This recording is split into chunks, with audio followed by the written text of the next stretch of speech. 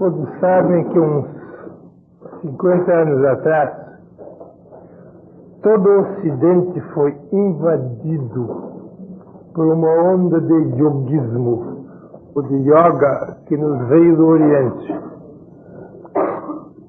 Antes desse tempo, ninguém falava em yoga aqui no Ocidente. Hoje, todo mundo faz yoga, todo mundo fala em yoga e mais yoga. Mas o Ocidente monoteísta é absolutamente incapaz de praticar yoga. É desanimador, não é? O que vocês fazem em Hatha Yoga, é claro, que é uma ginástica muito boa para ter saúde e flexibilidade do corpo. Isto não é a yoga integral do Oriente. Yoga integral do Oriente é puro autoconhecimento e puro autorrealização, nada mais. O resto é ginástica. Mas isto de autoconhecimento e autorrealização, como se pratica nos grandes países do Oriente, não é possível no Ocidente. Por isso nós temos que contentar-nos com o simples Hatha Yoga, que não podemos entrar na yoga integral, que é tipicamente monista, e nós não somos monistas. Há 2000 anos que somos monoteístas cristãos, mas o Oriente tem 7000 anos de monismo puro absoluto. E enquanto nós não entrarmos no monismo, a nossa yoga é sempre muito incompleta. Nunca vamos compreender a verdadeira yoga. Por que não? Aqui tem um livro, há muito tempo que eu tenho esse livro, chama-se O Livro Tibetano da Grande Libertação, do Dr. Evans Vance, tradução alemã aqui, a original em inglês. O Dr. Evans Vance convidou o grande psicólogo europeu, Carl Gustav Jung, para escrever um prefácio para este livro. E Carl Gustav Jung disse que ia pensar se ia escrever o prefácio ou não. Pensou e aceitou, mas quase recusou. Ele explica em 50 páginas de prefácio, aqui, de Gustav Jung, o maior psicólogo dos últimos tempos. Então ele explica por que é que um homem do Ocidente, ele é Ocidente porque é europeu, não pode compreender a yoga do Oriente. E por isso ele estava com vontade de não aceitar o prefácio. Mas finalmente ele descobriu uma saída. Descobriu o seguinte: embora todo o Ocidente cristão, a teologia seja monoteísta, contudo, ele descobriu que no princípio do cristianismo, o cristianismo era puramente monista. Isto está aqui no prefácio do Jung. Ele era puramente monista durante 3 séculos, pelo menos. As escolas platônicas e neoplatônicas cobriam todo o Império Romano naquele tempo, quando veio o cristianismo. As escolas platônicas e neoplatônicas, de Platão e dos neoplatônicos de Alexandria, que são 3. Orígenes, Filo e Plotino. Os 3 grandes neoplatônicos de Alexandria, quase no fim do Antigo Testamento e princípio do Novo Testamento. Então todo o cristianismo era monista, exatamente como o Oriente. Porque, diz Jung, o Evangelho é monista e não é monoteísta, como eu já disse diversas vezes aqui. Quando você lê o Evangelho, tem a impressão de estar com filosofia oriental. Está com platonismo, neoplatonismo. Isto durou 3 séculos, até o ano 313 da nossa era. Então vieram os primeiros imperadores do Império Romano cristãos. Cristãos, porque no princípio o cristianismo era perseguido, era a religião proibida do Império Romano, tempo dos grandes martírios naquele tempo. Mas, no ano 313, Constantino Magno publicou o célebre Edito de Milão, do ano 313, dando plena liberdade ao cristianismo e convidando para participar do governo do Império Romano. Isso foi um grande benefício porque libertou os cristãos da perseguição. Mas foi um outro mal muito grande. Os primeiros imperadores cristãos do Império Romano mandaram fechar todas as escolas neoplatônicas. Mandaram fechar todos os centros onde funcionava o cristianismo neoplatônico, quer dizer místico. O cristianismo místico é puramente monista. E desde o quarto século não há mais monismo no cristianismo. Há monoteísmo, mas não há mais monismo. Eu já falei sobre a diferença entre monoteísmo e monismo, mas tem que completar muitas coisas que ainda não disse. Sem aceitar essa ideologia monista, que é professada por 2/3 da humanidade até hoje, todo o Oriente é monista. Apenas 1/3 que é o monoteísmo cristão e ocidental. Enquanto nós não compreendermos exatamente o que quer dizer monismo, não podemos entrar no espírito de yoga.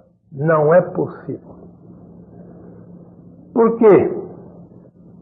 Porque no cristianismo ocidental, que é puramente monoteísta, nós consideramos Deus como uma entidade longínqua, transcendental, que existe, ninguém sabe onde, mas deve existir alguma região do universo.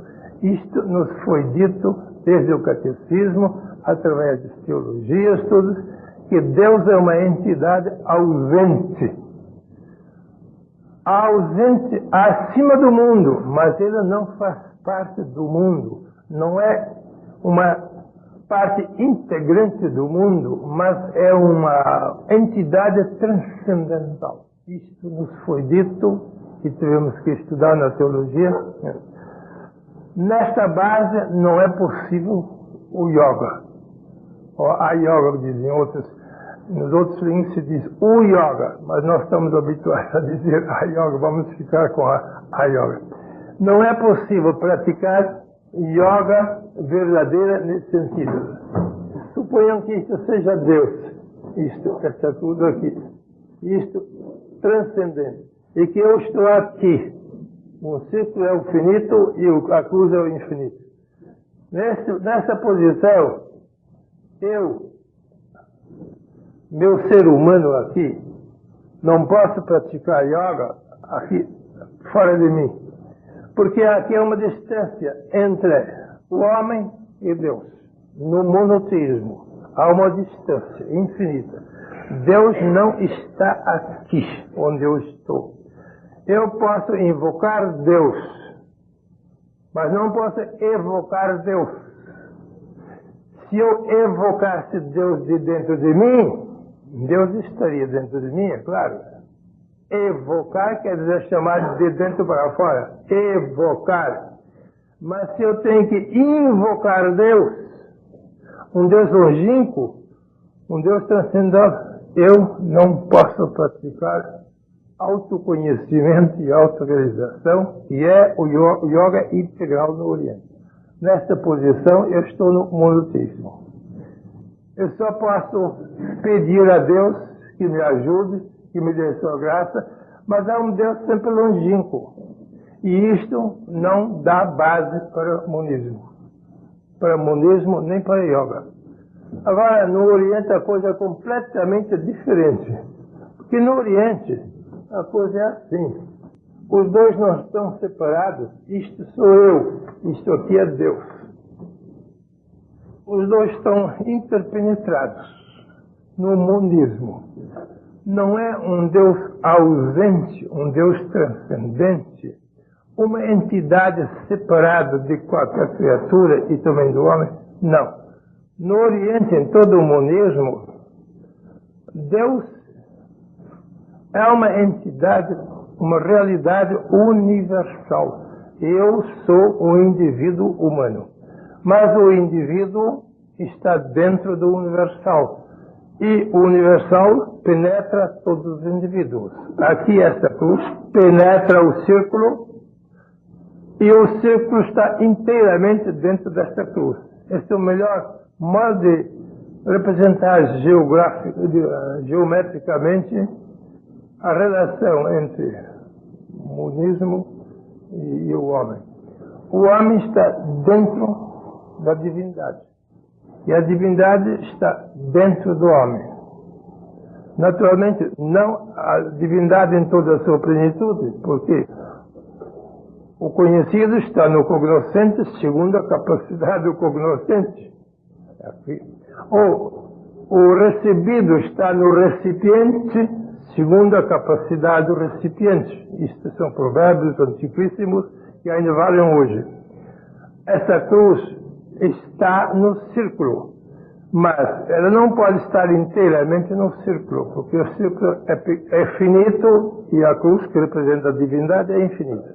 Então, o infinito está no finito segundo a capacidade do finito. Se a capacidade é pequena, um pouco do infinito está no finito. Se a capacidade do finito é grande, é claro, o infinito está muito mais presente nos finitos. Essa presença é a consciência. Se a consciência do finito é muito pequena, ele não tem muita consciência da presença do infinito dentro dele. É claro. A sua bitola, a sua medida é muito pequena e não cabe muito do infinito. Mas se ele alarga os seus limites finitos, então, na razão direta do alargamento da sua capacidade cognoscente, ou da sua capacidade receptiva, ou da sua conscientização, ele tem mais consciência da presença do infinito nele. Mas quer ele tenha, quer ele não tenha consciência do infinito dentro dele, a presença do infinito não depende da consciência do finito. A presença do infinito é independente da consciência ou da conscientização do finito. Não esquecer isto como base. Então, o monismo sabe exatamente, o infinito penetra todos os finitos, e todos os finitos estão inteiramente dentro do infinito. Não há separação. Pode haver maior ou menor consciência da parte do finito sobre a presença do infinito. Isto é, então, o grau de perfeição de cada finito. A consciência que ele tem da presença do infinito. Bem, então o budismo ensina que para praticar yoga eu tenho que saber disto. Eu tenho que saber que a essência da divindade, de Brahman, está dentro da minha existência. A existência é o finito. E a essência é o infinito.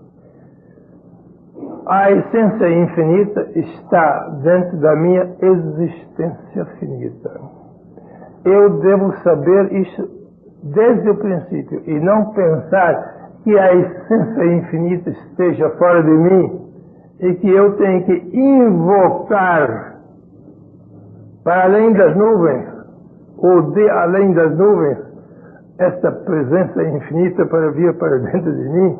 Isso seria monoteísmo, mas isto não existe no Oriente. No Oriente só existe imanência da divindade na criatura. Imanência. Também há uma transcendência, mas isso não é importante agora. O importante é que eu tenha consciência da imanência do infinito em mim. Que eu, Atman, o ser humano, tenha consciência de que Brahman está em mim. E se eu não tiver esta consciência, eu não posso praticar yoga. Porque invocar um Deus ausente não é yoga.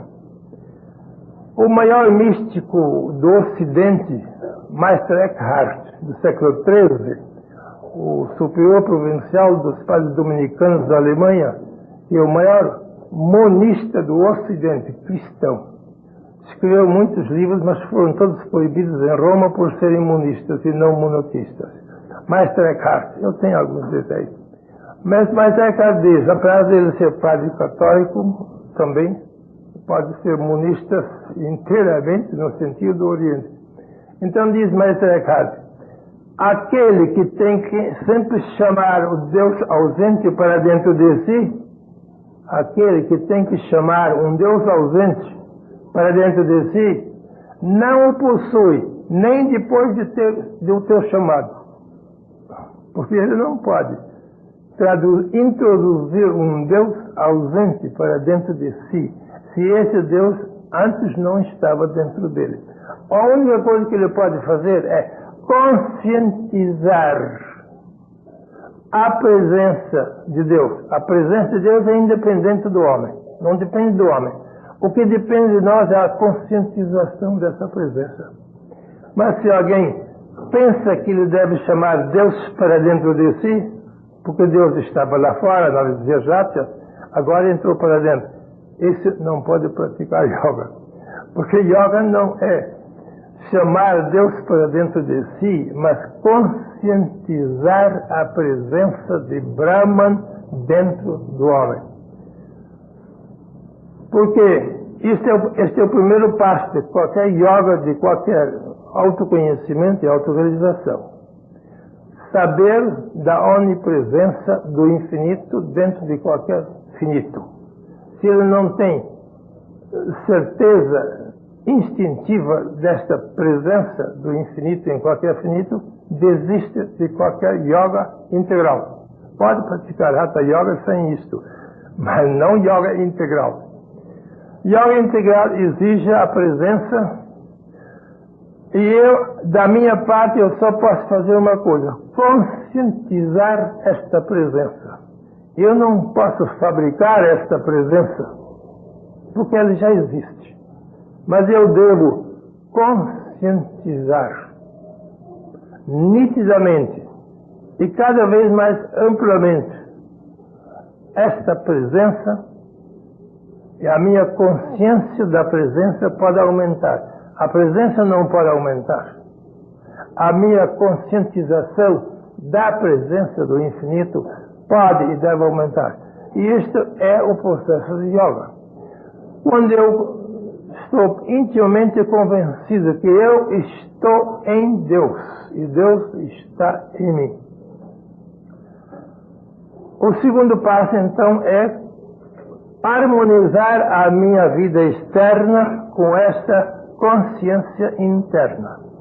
Antes de eu ter a consciência de um Deus em mim, eu não posso harmonizar a minha vida externa com esta consciência do Deus presente. Mas depois de eu ter descoberto a presença de Deus em mim, eu posso e devo harmonizar todos os atos da minha vida diária com esta consciência que eu tenho da presença de Deus em mim. Isto é yoga no Oriente. Então, o Carl Gustav Jung, que foi convidado a prefaciar este livro, o livro tibetano da grande libertação, chama-se isso, são 300 páginas sobre o monismo do Tibete. Lá nas alturas do Himalaia, entre a Índia e a Rússia, aí tem o Tibete. E lá tem os grandes yogis que são todos monistas, como toda a filosofia oriental é monista. Então, Carl Gustav Jung foi convidado a prefaciar este livro. Ele disse consigo: como é que eu, um psicólogo ocidental e, portanto, um monoteísta por educação, porque todos os ocidentais são praticamente monoteístas, acreditam num Deus longínquo, num Deus ausente, mas não num Deus imanente. Então diz Gustav Jung: eu vou prefaciar um livro 100% monista, como é todo o livro aí, o livro da Grande Libertação. Mas a minha atitude é inteiramente de monoteísta. E como é que eu, um monoteísta, pode prefaciar devidamente um livro 100% monista? E quis recusar o pedido de prefaciar. Pensou muito e descobriu que pode. Porque chegou até as origens do cristianismo e viu que as origens do cristianismo são monistas. São inteiramente monistas. E cita as palavras: eu e o Pai somos um. Monismo. O Pai está em mim e eu estou no Pai. Monismo puro. Isto qualquer oriental podia ter subscrito. Eu estou em Deus e Deus está em mim. Mas Deus é maior do que eu. E lá acrescenta, para não cair no panteísmo, porque se ele se igualasse inteiramente com a divindade, ele estaria no panteísmo, que nós não podemos aceitar. Por motivos lógicos, não por motivos religiosos, por motivos filosóficos. Porque eu não posso completamente identificar o finito com o infinito. Eu posso pôr o finito dentro do infinito, mas o infinito sempre sobressai, sempre ultrapassa os finitos. Então, o grande monista de Nazaré diz: eu e o Pai somos um. Eu e Deus somos um. Deus está em mim, eu estou em Deus. Mas Deus é maior do que eu. Aí não caiu no panteísmo, mas ficou no monismo. Porque no monismo sempre o finito está dentro do infinito, mas em qualquer hipótese o infinito é maior do que todos os finitos, porque a soma total dos finitos não dá infinito, segundo a lógica. Os finitos são todos quantidades, mas a soma total das quantidades não dá qualidade. Qualidade é o infinito e quantidades são os finitos. Então, Jung descobriu que no Evangelho está o puro monismo. Eu e o Pai e Deus somos um. Deus está em mim e eu estou em Deus. Mas Deus é maior do que eu. Depois, o Nazareno diz a seus discípulos: o Pai também está em vós e vós estáis no Pai. Ele não atribui a si esse privilégio exclusivo que Deus está em mim, eu estou em Deus. Não. Ele proclama a ideia de que Deus está nos seus discípulos e os discípulos estão em Deus. Isto é, todos os homens. Deus está em qualquer homem e qualquer homem está em Deus. Até podíamos alargar a afirmação e dizer: o Criador está em qualquer criatura, ainda que não seja homem. E toda criatura está em Deus. Isto é puro monismo.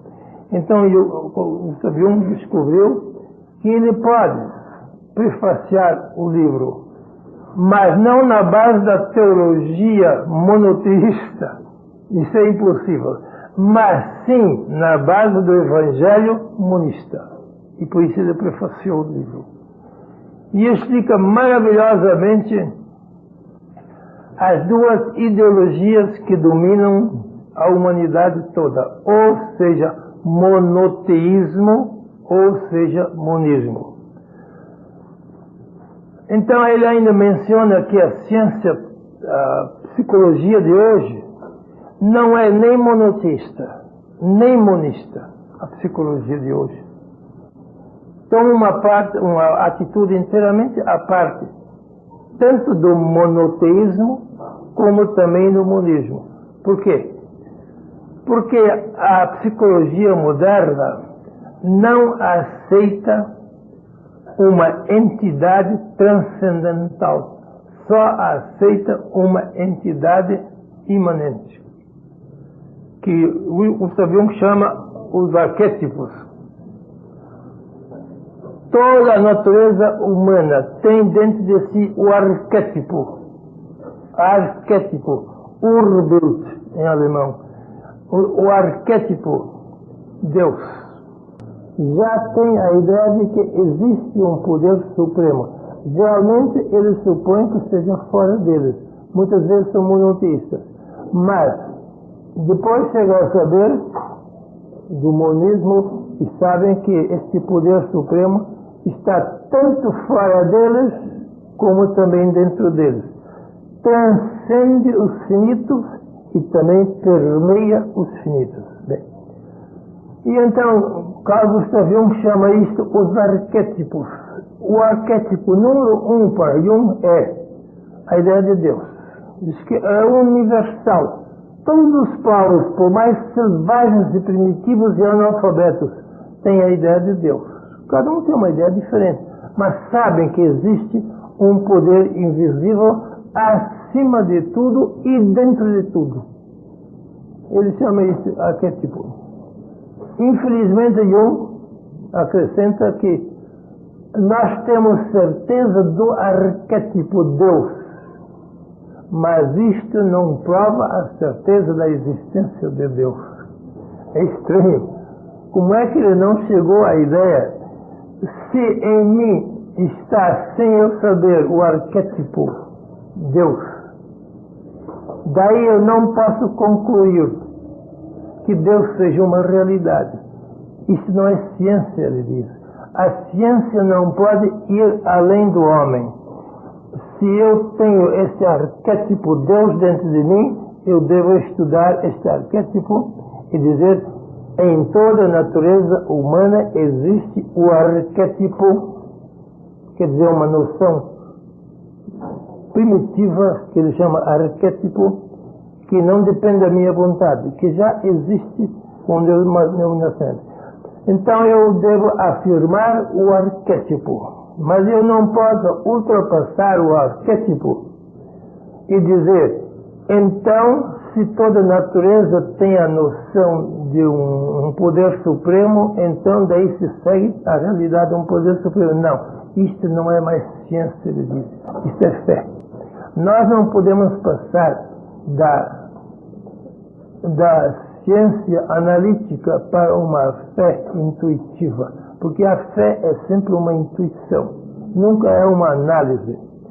É estranho que, e eu tenho outro livro sobre isso aí, sobre Jung, diz: é estranho que Jung não tenha chegado à conclusão se o arquétipo existe automaticamente em cada natureza humana, por que é que eu não posso concluir daí que também aquilo que é indicado pelo arquétipo existe? Isso ele não tira essa conclusão. Existe só o arquétipo, mas não existe o indicado. Vamos fazer uma comparação. Vocês vão daqui para o noroeste e nunca andaram por este caminho. Vamos ter rumo a Campinas. Mas como a estrada está muito bem sinalizada, vocês olham para os cartazes que estão lá, indicadores aí, para as flechas, em que direção eu devo ir para ir a Campinas. Daqui é noroeste, mais ou menos. Então vocês encontram um cartaz em que está escrito Campinas e uma flecha que mostra para o noroeste. Então vocês dizem: ah, eu sei que existe o cartaz com o nome Campinas, mas não posso tirar a conclusão de que Campinas também existe. Se foi colocado aqui um cartaz, um arquétipo também, portanto um arquétipo, se eu capaz. O arquétipo é uma espécie de cartaz, com uma flecha mostrando rumo a Deus.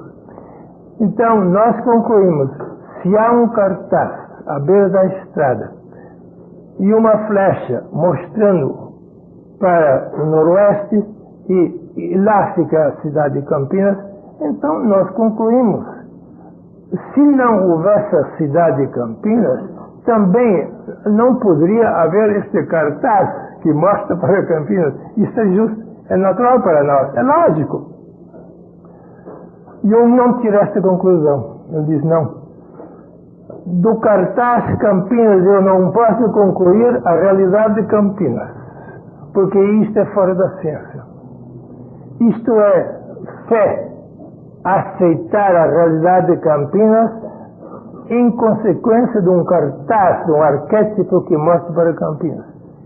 Nós dizemos, não, isto é científico que eu admita também o indicado, e não só o indicador. O cartaz é indicador, mas Campinas é o indicado. Se o indicador existe, como é que poderia existir o indicador se o indicado não existisse? Nós dizemos, é evidente que o indicado também existe, porque ninguém teria colocado um cartaz mostrando para Campinas se Campinas não existisse. Isto, dizem os analíticos, nós não podemos fazer. A ciência não ultrapassa a análise intelectual. O que existe dentro de nós podemos provar. O arquétipo existe dentro de nós. Então, nós podemos ter certeza do arquétipo Deus. Mas além, dizem eles, nada podemos saber. O resto é fé. Mas os mais avançados, como sobretudo Einstein, e ultimamente Viktor Frankl e muitos outros, concluem para além do arquétipo, concluem para além do arquétipo, para além do indicador, não em virtude da fé. É interessante. Einstein diz, eu não tenho religião nenhuma, mas sou um homem profundamente religioso, porque vejo um poder supremo em todas as coisas do universo. Isso não é ciência. Isso também não é fé. O que é? Intuição, ele chama isso. Intuição é uma coisa além da análise intelectual, além do arquétipo, portanto. Mas não é uma imposição de uma religião, que nós chamamos fé. É uma fé intuitiva, mas não é uma fé dogmática. Nenhum dogma me impôs a ideia de Deus. Eu posso descobrir a ideia de Deus por minha própria natureza, não por minha inteligência analítica, porque ela não vai além do arquétipo. Se eu não tivesse em mim nada senão minha inteligência analítica, então eu não podia ultrapassar o arquétipo e não podia ter certeza de que o indicado também existe, e não só o indicador. Mas dizem os grandes gênios da humanidade, e nós estamos num tempo de grandes gênios hoje em dia, graças a Deus, os gênios dizem, não, a intuição daquilo que é indicado pelo indicador também é certo. Não é só o indicador que é certo, o arquétipo, que é a análise, mas aquilo que é indicado pelo indicador é igualmente certo, não em virtude de uma fé, uma crença que me tenha sido imposto, você deve aceitar Deus. Não, não. Nada me foi imposto. Não veio nenhuma igreja, nenhuma teologia me impôs a ideia de Deus. Mas isto veio da minha própria natureza, dizem os gênios. A inteligência não é a totalidade da nossa natureza, é só uma parte da natureza. A inteligência analítica. Ela vai até meio caminho, vamos dizer. O resto do caminho não é da inteligência. é da intuição. É uma intuição. Essa palavra intuição se está se tornando quase moderna hoje em dia. Mas cada um entende outra coisa por intuição. Muitos confundem a intuição com o instinto. Aqui não há nenhum instinto. Os animais também têm instinto, mas não têm propriamente intuição. A intuição é uma coisa ultra-intelectual. Não é abaixo da inteligência a intuição, mas está acima da própria inteligência. Como é que vamos chamar esta faculdade intuitiva que nos dá certeza de coisas ausentes, de coisas não visíveis, de coisas não audíveis, de coisas não tangíveis, e contudo temos plena certeza desta coisa que não se pode ver, nem ouvir, nem tangir. Temos plena certeza. Isto então é intuição. A intuição é da razão e a análise é da inteligência. Quando alguém só cultivou a sua inteligência analítica, ele fica nos arquétipos. Diz que não. Além da análise intelectual, eu não aceito nada porque não posso provar. Então ele pensa que só se pode ter certeza daquilo que se pode provar. Não é verdade. Nós podemos ter plena certeza de algo que nós não podemos provar. Por nenhum argumento se pode provar Deus. Por nenhum argumento se pode provar a vida eterna. Nós podemos ter plena certeza disso. Em virtude de quê? Bem, dizem os religiosos, em virtude de um dogma que me foi imposto, você tem obrigação de aceitar Deus e a vida eterna. Não. Os gênios não têm dogmas. Eles vão além da inteligência analítica, mas não aceitam certas coisas em virtude de uma imposição de fora, como são os dogmas. Eles descobriram a sua racionalidade. Ultrapassaram a inteligência e chegaram até a razão. Ultrapassaram o nous, como dizem os modernos, e foram até o logos. O logos é a razão e nous é a inteligência. E então eles adquirem plena certeza. Esta é mais ou menos a posição dos monistas. Os monistas têm plena certeza de que há uma entidade, um poder supremo, mas que está dentro deles e fora deles ao mesmo tempo. Porque se está onipresente, universal, este poder invisível, então é claro que está dentro dos finitos e também está além dos finitos. É tanto imanente como também transcendente. Para o monoteísta, Deus é transcendente, mas não é imanente. Para o monista, Deus é transcendente, mas também é imanente. Como transcendente, eu nada sei de Deus. Para mim é um X, uma grande incógnita. Eu não nego nem afirmo o transcendente. Eu não posso negar nem afirmar o transcendente. Eu só posso afirmar o imanente. Do imanente eu posso ter consciência individual. Do transcendente eu não posso ter consciência, porque o que não está em mim não me pode ser consciente. Só pode ser consciente aquilo que está em mim. Então o monismo manda praticar yoga. Mas yoga não quer dizer hatha yoga. Yoga é ter a consciência de uma realidade independente da minha inteligência. Porque se eu aceito uma realidade em consequência de ter provado pela inteligência essa realidade, então isso não é ciência. Mas a certeza de que existe um poder supremo não é ciência. É intuição, que também se pode chamar consciência, no sentido metafísico, não no sentido moral.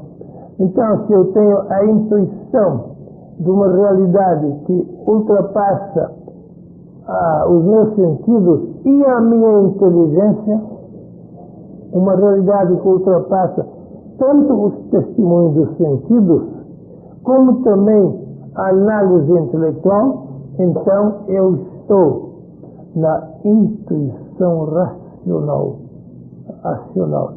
Essa é a atitude de todo monista verdadeiro. Ele tem absoluta certeza de uma realidade infinita que existe dentro dele. Ele não provou esta realidade, porque se provasse, ele agiria só com a inteligência, mas ele não provou pela inteligência esta realidade imanente. Ele tem isso em virtude de como dizem os outros, um sexto sentido. Mas é claro que não é sexto sentido. O que muitos chamam de sexto sentido não é um sexto sentido depois dos 5 sentidos enumerados. Não é um sexto sentido, não é nenhum sentido. É uma intuição. É uma intuição de coisa que eles não podem provar, mas também não podem reprovar. O que não se pode provar pela inteligência, nem se pode reprovar pela inteligência, nós chamamos intuição. E isto é a base fundamental de toda yoga, de todo o monismo. E nós aqui, como há 2000 anos, estamos no monoteísmo, um pouco menos, porque o monoteísmo começou no 4º século, são 14 séculos mais ou menos. 16 séculos agora. Então, nós estamos há muitos séculos na ideologia monoteísta. E isso nos dificulta conscientizar o infinito, Brahman, a divindade dentro de nós. Porque não estamos habituados, de geração em geração, a uma conscientização de uma coisa invisível. E por isso a dificuldade aqui no Ocidente. O Ocidente fala em criação, não confundir com criação, que é outra coisa, com criação. Nós dizemos que Deus criou o mundo. Deus é o criador do mundo, nós dizemos. No Oriente não se sabe nada de criar. Nenhum oriental vai dizer que Deus criou o mundo. Porque nós no Ocidente temos a ideia de que criar é produzir alguma coisa do nada, como é a definição de Tomás de Aquino. Criar é fazer algo do nada. Essa definição da teologia ocidental. Nesse sentido, nenhum oriental aceita a criação. O que é que ele entende? Em vez de criação, ele entende só emanação. As criaturas são emanações do infinito. Toda a Maya, toda a natureza é uma emanação de Brahman. Mas a emanação não é criação. A emanação é uma manifestação do todo. Mas não veio do nada, veio do todo. A criatura, segundo a filosofia oriental, é uma emanação da divindade. O que é que vocês entendem por emanação? Pode me explicar? O que os orientais entendem por emanação? Faz favor, não me deixem monologar, mas vamos dialogar. O que é que vocês entendem por emanação? Pode explicar?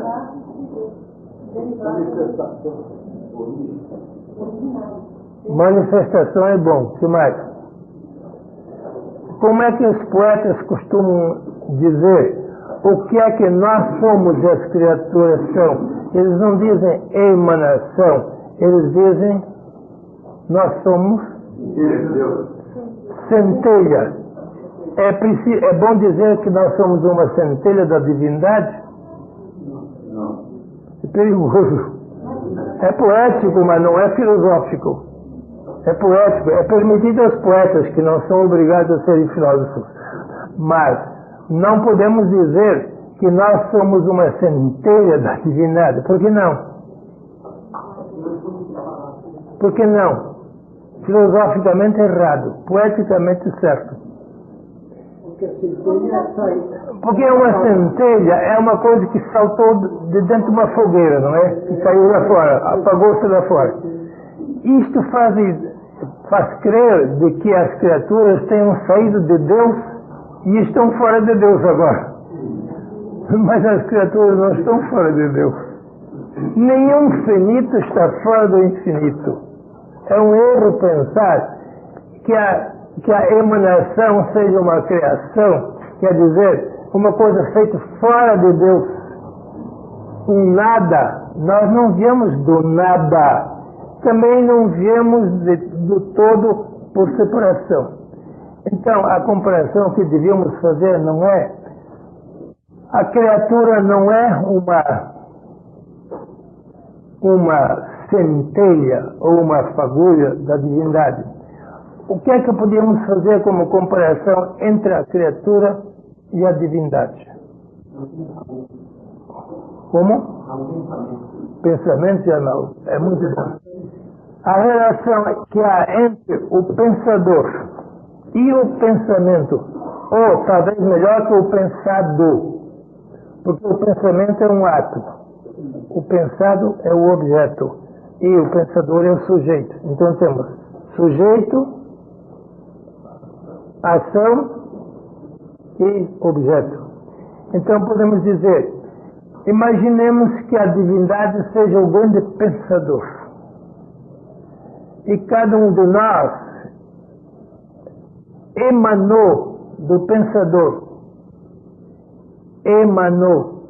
É uma emanação do pensador divino. E se tornou então um pensado. O pensador pensa e o objeto dessa pensação é o pensamento. Podemos dizer perfeitamente essa pensação? Pode dizer pensamento, mas também pode dizer pensação, não é? Indica mais o ato, pensação indica mais um ato aqui. Então nós somos o resultado desta pensação que saiu do pensador. Essa comparação não é perigosa, porque o pensado, ou o pensamento, se quiserem, nunca está fora do pensador. Enquanto ele pensa, o pensado existe. Se ele não pensa mais, não existe mais, não é? O pensado existe enquanto o pensador continua a pensar. No momento em que ele deixa de pensar, também o pensado deixa de existir. Essa comparação seria muito boa. Se nós não fôssemos permanentemente pensados pelo infinito, nós não existiríamos. Nossa existência é o pensado e a essência é o pensador. Essa comparação se pode fazer entre o pensador e o pensado através do pensamento. Porque o pensamento não está fora do pensador. O pensamento está nele, mas não é ele. Está nele, mas não é ele o pensamento. Porque ele também pode dizer outros pensamentos, mas ele fica sempre o mesmo. O pensador não muda, mas os pensamentos mudam.